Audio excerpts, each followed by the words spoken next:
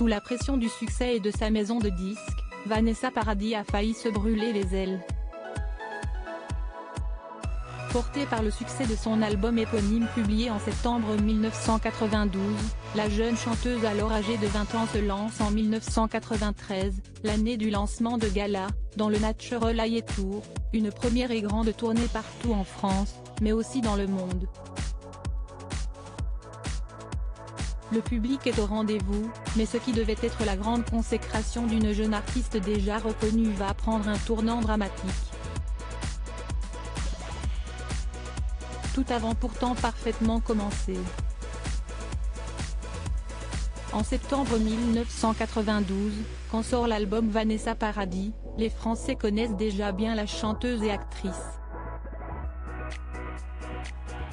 Tous ne se souviennent pas de son passage dans l'émission L'école des fans, mais ils ont été 1,8 million à l'avoir vue dans le film Noces blanches de Jean-Claude Brissot en 1989. Le film lui a valu le prix Romy Schneider et le César du meilleur espoir féminin l'année suivante, où elle remporte également la victoire de la musique de l'artiste-interprète féminine. Égérie Chanel, Vanessa Paradis n'a déjà plus grand-chose à prouver.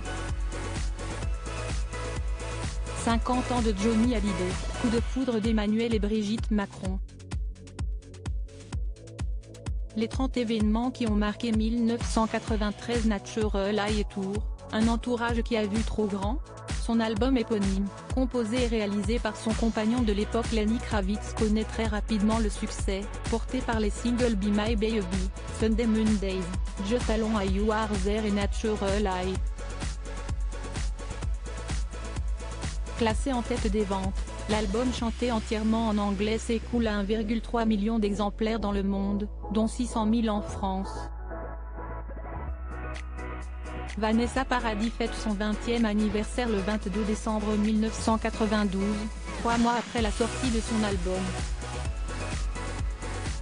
En mars 1993, la chanteuse débute sa première tournée, intitulée Natural Eye Tour. Une expérience qui s'annonce monumentale. Vanessa Paradis, qui sont les hommes de sa vie? Entre mars et août 1993, Vanessa Paradis doit se produire sur plus de 80 dates. Le Natural Eye Tour doit passer partout en France, dont 10 dates à l'Olympia, mais aussi en Belgique, en Suisse, au Royaume-Uni, au Québec, aux États-Unis et au Japon. Un rythme totalement effréné. À titre d'exemple, Vanessa Paradis se produit du 11 au 15 mai à Nantes, Angers, Le Mans, Rennes et Orléans et reprend, après un seul jour de repos, du 17 au 21 mai à Metz, Strasbourg, Mulhouse, Besançon et Nancy. L'ambiance rock de l'album pousse la chanteuse à tout donner sur scène.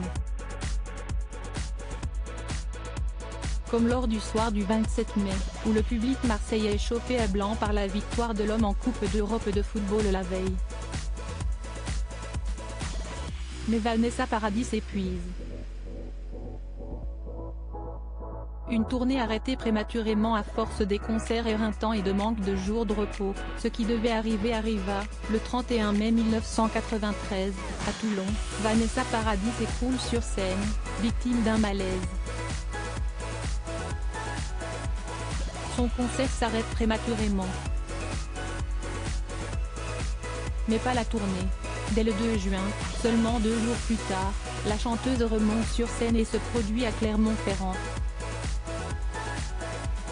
Après son malaise, elle honorera ainsi une quinzaine de dates en France, au Royaume-Uni et au Québec. Un retour qui, hélas, va tourner court. En juillet 1993, le Natural Eye Tour s'arrête prématurément. Les 3 dernières dates françaises, belges et suisses sont annulées pour raison de santé. Épuisée vocalement, physiquement et moralement, la chanteuse de 20 ans ne peut plus tenir ce rythme fou. Ses 8 dates au Japon et ses 4 dates aux États-Unis sont également annulées, rayant finalement les 2 pays de la liste des lieux où est passée la première tournée de Vanessa Paradis. Malgré cet arrêt prématuré du Natural Light Tour, l'exploitation de cette tournée monstre continue l'année suivante. Une captation vidéo d'un concert est diffusée sur Canal+ et un album live, Vanessa Paradis Live, est publié en février 1994. Mais cette tournée qui aura viré au cauchemar vaudra 7 ans d'absence de Vanessa Paradis dans la musique. La chanteuse ne reviendra qu'en 2000 avec Bliss. Un 4e album studio qu'elle défendra sur scène en tournée. Crédit photo, Dagala Best-Bas Images.